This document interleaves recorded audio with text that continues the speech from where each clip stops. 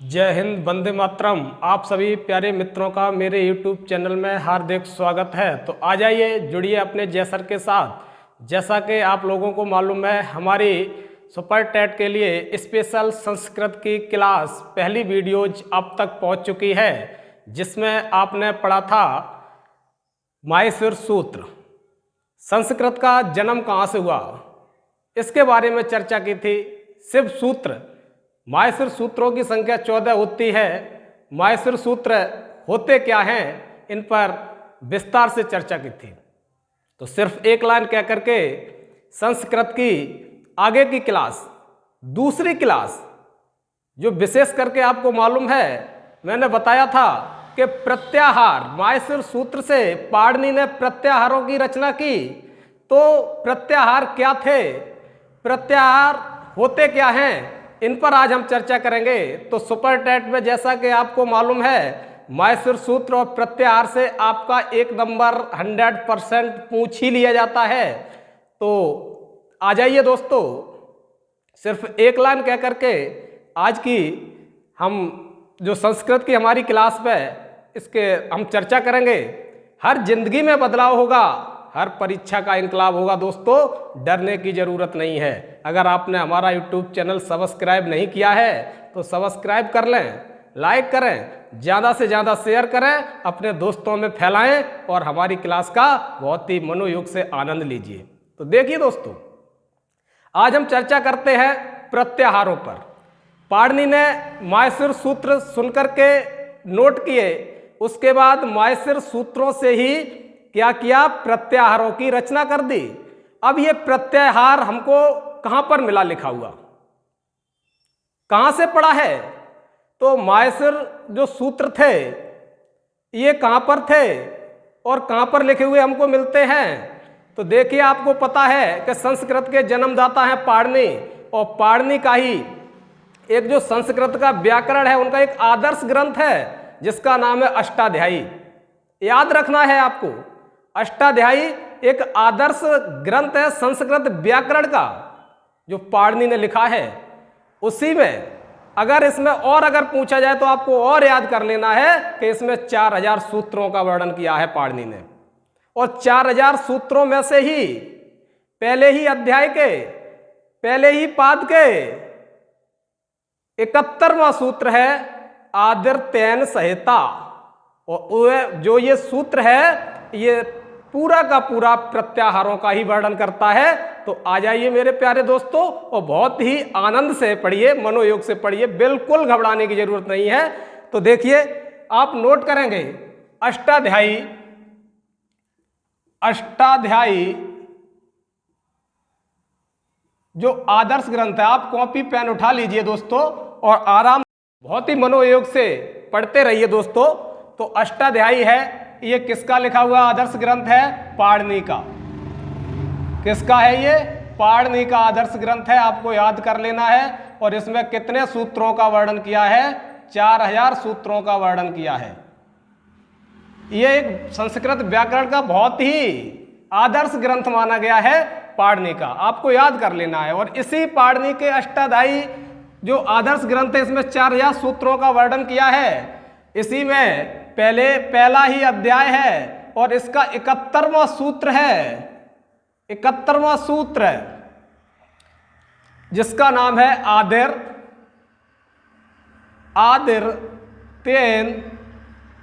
आदिर्तेन संहिता। आपको नोट कर लेना है, अगर आप पूछा जाएगा कि ये प्रत्याहारों का वर्णन कहाँ मिलता है, तो पाणिनि का जो आदर्श ग्रंथ है उसी में मिलता है। 71वां सूत्र है आदिर्तेन संहिता, और उसी में ये प्रत्याहारों का पूरा वर्णन दिया गया है। तो देखिए दोस्तों, जो आदिर्तेन संहिता में दिया गया है उसी पर हम चर्चा करते हैं। तो प्रत्याहार का वास्तविक मतलब क्या होता है? तो माहेश्वर जो सूत्र थे, पाणिनि ने माहेश्वर सूत्र को एक संक्षिप्त रूप दे दिया, और जो संक्षिप्त रूप दे दिया उसी संक्षिप्त रूप को ही प्रत्याहार कहा गया। क्या कहा गया दोस्तों? प्रत्याहार। तो आप याद करना है, प्रत्याहार का मतलब होता है संक्षिप्त रूप। प्रत्याहार का क्या मतलब होता है? संक्षिप्त रूप होता है। प्रत्याहार का मतलब होता है संक्षिप्त रूप, यानी ज्यादा से ज्यादा वर्णों को कम से कम अक्षरों में लिख देना ही प्रत्याहार कहलाता है। ज्यादा से ज्यादा वर्णों को कम से कम वर्णों में लिख देना ही प्रत्याहार कहा जाता है। नोट कर लेना आप। तो प्रत्याहार कोई डरने की जरूरत नहीं है। प्रत्याहार का मतलब होता है संक्षिप्त रूप में लिखे हुए वर्ड जो होते हैं, वहां से हमें पता चल जाता है कि ये प्रत्याहार है। कहने का मतलब ये है कि सिर्फ पहला अक्षर और बाद वाला अक्षर नोट कर दिया, उसके बीच में कितने अक्षर आ रहे हैं वो हमको बता देता है कि यहां से आप स्टार्ट कीजिए और यहां पर आप खत्म कर दीजिए।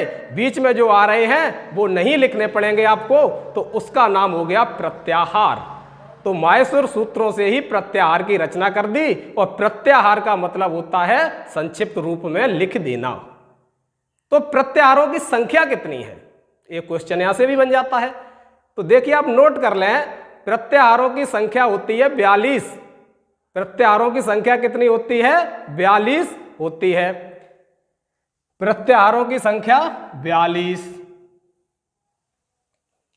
अदर कुछ किताबें हमको 43 भी देती हैं, लेकिन अगर पूछा जाए कि प्रत्याहारों की संख्या कितनी, तो आपको 42 ही नोट कर देना है, क्योंकि ये लघु कथा कौमुदी में लिखा हुआ है कि पाणिनि ने 42 प्रत्याहारों की रचना की थी। तो प्रत्याहारों जो संख्या है वो है 42। अब देखिए हम बात करते हैं कि प्रत्याहार जो है वो होते क्या है। तो देखिए अब आपको पता चल गया, प्रत्याहार का मतलब होता है संक्षिप्त रूप और प्रत्याहारों की संख्या होती है 42। अब जो हमारे ये माहेश्वर सूत्र जो लिखे हुए हैं, पहला माहेश्वर सूत्र देखिए, दूसरा देखिए, तीसरा, चौथा, ये देखिए 14वें माहेश्वर सूत्र जो लिखे हुए हैं, जैसा कि आप पिछली वीडियो में इसका अध्ययन कर चुके हैं। तो देखिए इसके प्रत्येक बाद वाला जो वर्ण है उसमें ये हलंत का निशान लगा हुआ है। किसका लगा हुआ है दोस्तों? हलंत का निशान लगा हुआ है। आपको ये बहुत ही ध्यान पूर्वक पढ़ना है, और आज के बाद कभी प्रत्याहार आप भूलेंगे नहीं, इस बात का मैं वादा करता हूं आपसे। जो माहेश्वर सूत्र है इसके बाद वाला जो भी वर्ण है वो देखिए उसमें हलंत का निशान लगा हुआ है। और जब हम प्रत्याहार लिखते हैं दोस्तों, तो हलंत वाला जो वर्ण होता है वो लिखा नहीं जाता है और ना गिना जाता है। अब देखिए कैसे, देखिए जैसे आ से लेकर हम स्टार्ट करें अड़, अड़, ये हो गया हमारा प्रत्याहार। अड़, ये क्या हो गया दोस्तों? प्रत्याहार, यानी आ से लेकर के अण तक। अब देखिए इसके अंदर कितने वर्ण आते हैं। अगर आपसे पूछा जाता है कि अड़ प्रत्याहार में कितने वर्ण आते हैं, या इनमें से क्वेश्चन मिल गया कि अड़ जो प्रत्याहार है इनमें से कौन सा है, कौन कौन से वर्ण हैं अड़ प्रत्याहार में, तो आपको याद करना, देखिए देखना है बहुत ध्यान से, आ से लेकर के अड़ तक, यहां से चले और यहां तक। अब देखिए आपको ये वाला तो लिखना नहीं है। प्रत्याहार में कभी भी जो हलंत वाले वर्ण होते हैं वो लिखे नहीं जाते हैं, और माहेश्वर सूत्र में बाद वाला जो वर्ण लिखा होता है वो उस पर हलंत लगा देते हैं। आपको ये याद कर लेना है, और उसे प्रत्याहारों में काउंट नहीं किया जाता है। अब देखिए वर्णों की संख्या कितनी हो गई? आ, ई, उ। अगर पूछा जाए कि अड़ में प्रत्याहारों की, वो अड़ में जो प्रत्याहार है उसमें वर्णों की संख्या कितनी है, तो आप कितनी बता देंगे? बहुत ही आराम से बता देंगे कि भाई 3 है। और ऐसे ही अगर हम देखिए प्रत्याहार यहां पर चले, आ से लेकर के का तक कर दें, अक, अक, ये भी प्रत्याहार हो गया, अक। अब इसमें वर्णों की संख्या कितनी है? तो आप देखिए बहुत ही ध्यान पूर्वक बता सकते हैं। आ से हम चले और का तक आएंगे, ये तो गिना नहीं जाएगा, ये भी नहीं गिना जाएगा क्योंकि हलंत वाला तो गिना नहीं जाता है। तो 1 2 3 4 5 कितना हो जाएगा? आ, ई, उ, री और ली। तो देखिए दोस्तों, ठीक, बहुत ही मनोयोग से पढ़िए, यानी जिस भी अक्षर से हम चलते हैं और लास्ट वाले पर हम खत्म कर देते हैं, तो जहां खत्म करते हैं प्रत्याहार, वो वाला वर्ण गिना नहीं जाता है।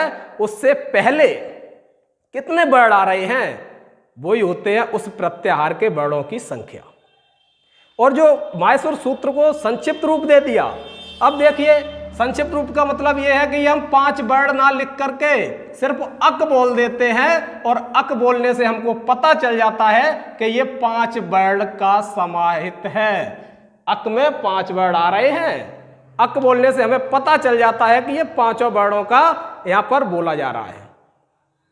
फर्स्ट एंड लास्ट बहुत अच्छे से आप जानते हैं, फर्स्ट एंड लास्ट। देखिए दोस्तों, अब बात ये आती है, आपने ये पता कर लिया कि प्रत्याहार जो है वो बाद वाला वर्ड उसमें गिना नहीं जाता है और शुरू से स्टार्ट कर करके हम प्रत्येक प्रत्याहार के वर्डों की संख्या बहुत ही आसानी से ज्ञात कर सकते हैं अगर आपको शिव सूत्र याद है। और शिव सूत्र तो आपको याद करने ही पड़ेंगे दोस्तों। और ये अगर संस्कृत को देखते हुए आप चलेंगे तो ये बिल्कुल व्याकरण का मान लीजिए बिल्कुल शून्य से स्टेज है। अगर आपने इसका सही से अध्ययन कर लिया तो संधियों में भी आप जाएंगे, आगे व्याकरण में जाएंगे, किसी भी प्रकार की दिक्कत नहीं होगी, ये मैं बिल्कुल आपसे वादा करता हूं। बिल्कुल टेंशन मत लीजिए। अब देखिए हम बात करते हैं कि ये जो 42 प्रत्याहार हैं वो आपको कैसे याद रहेंगे कि 42 प्रत्याहार कौन कौन से होते हैं। तो बहुत ही बेहतरीन ट्रिक आपको बताएंगे प्रत्याहारों की, जो आप तक किसी भी ने आपको नहीं बताई होगी। मैं आपसे ये वादा करता हूं कि आज आप प्रत्याहार ऐसे पढ़ लेंगे कि चुटकियों में याद होंगे और कभी जिंदगी में भूलने का काम नहीं करोगे। तो बिल्कुल मनोयोग से पढ़िए। अब आज आपको बता रहे हैं प्रत्याहार की ट्रिक। प्रत्याहार आपको याद कैसे होंगे? आपको ये तो पता ही चल गया कि फर्स्ट से लेकर के लास्ट तक वर्डों के जो हमारा वो जो वर्ड होता है उससे पहले के सभी वर्डों को अगर हम लिख दें तो वो हमारा प्रत्याहार में काउंट हो जाता है। और प्रत्याहार कितने पार्ट ने बता दिए? 42। कितने बता दिए? 42। अब देखिए ट्रिक कैसे याद करते हैं हम। ट्रिक बहुत ही बेहतरीन ट्रिक प्रत्याहारों की। देखिए सबसे पहले देखिए हम किस में बात करते हैं? स्वर में। किस में बात करते हैं? स्वर में। और स्वर में आप लिखेंगे आ, ई, ऊ, ए और ए। केवल स्वर में आप 5 ही वर्ड लेंगे, आ, ई, ऊ, ए। याद कर लेंगे आप। अब देखिए इन वर्डों से कितने प्रत्याहारों का निर्माण होता है वो भी आप याद कर लीजिए। तो बहुत ही बेहतरीन ट्रिक है, आप याद कर लेंगे 83,121। यानी आ से 8 प्रत्याहार बनते हैं, ई से 3 प्रत्याहार बनते हैं, ऊ से 1 प्रत्याहार का निर्माण होता है, ए से 2 प्रत्याहार का निर्माण होता है और ए से कितने का होता है दोस्तों? 1 का होता है। आप ये बता देंगे। अब चलते हैं व्यंजन पर। 42 प्रत्याहार आपको ऐसे याद हो जाएंगे, चुटकियों में याद हो जाएंगे, बिल्कुल डरने की जरूरत नहीं है। अब देखिए आपको पता है वर्ग कितने होते हैं व्यंजन में? 5। पहला कौन सा होता है? का वर्ग। और का वर्ग से आपको कौन कौन सा उठाना है? खा, अंगा। उसके बाद देखिए क्या होता है? चा वर्ग। और चा वर्ग से आपको उठाना है चा, छा, जा, झा। चा, छा, जा, झा। अब देखिए इसमें बहुत ही बेहतरीन ट्रिक है। आपको क्या करना है? पीछे वाले जो वर्ड हैं वो सीधे सीधे उठा करके रख देने ऐसे, इसमें भी रख देने हैं और इन सभी को गिन करके आप यहां पर लगा देंगे। देखिए कितनी अच्छी ट्रिक है। खा से 2 प्रत्याहारों का निर्माण होता है, चा से 2 का होता है। अब देखिए का, चा, ट, पा, इनसे किसी भी प्रकार का कोई प्रत्याहार नहीं है। उसके बाद का, चा, ट, ता, का, चा, ट, त, पा। अब देखिए जो पा वर्ग है, पा वर्ग है, इससे कितने हैं? बा, भा, मा। बा, भा, मा। और बा, भा, मा पर कितना कितना है? 1, 1, 1।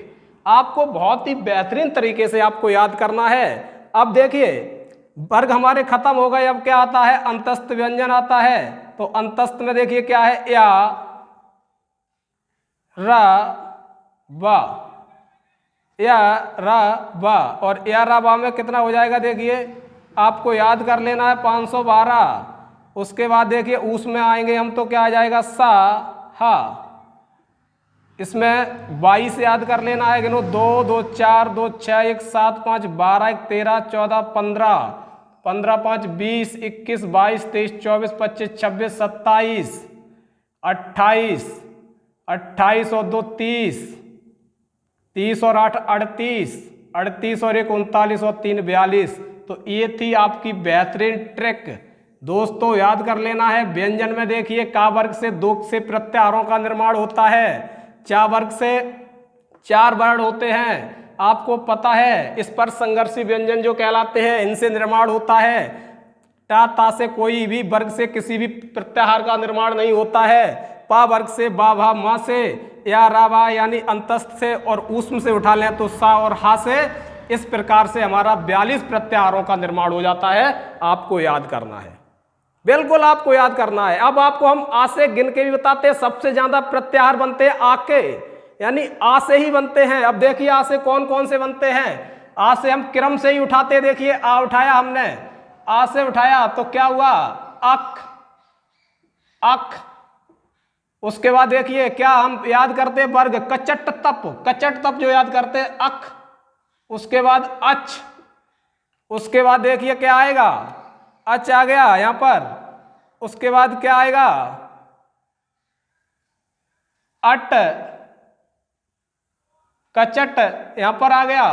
उसके बाद देखिए 2 हमारे कहां से स्टार्ट होते हैं अड़। ये 2 प्रत्याहार गिने जाते हैं अड़, ये 2 प्रत्याहार गिने जाते हैं अड़। उसके बाद देखिए क्या है अम, अम, अम। उसके बाद क्या है अल और उसके बाद क्या है दोस्तों अस। क्या है अस है। ये आपको नोट कर लेना है, ये है अस। तो 1 2 3 4 5 6 7 8 ऐसे प्रत्याहार हमको सब याद हो जाएंगे। ई से देखिए 3 है, 3 ई से भी हम याद कर लेंगे। इक है, इच है और इंग है। इस प्रकार से हम देखिए ऊ से 1 है उक। ऐसे ही हम सभी प्रत्याहार कुल मिलाकर के प्रत्याहार हम बहुत ही बेहतरीन तरीके से याद कर सकते हैं। बेहतरीन ट्रिक आपके लिए। तो आज हमने क्लास में पढ़ा प्रत्याहार।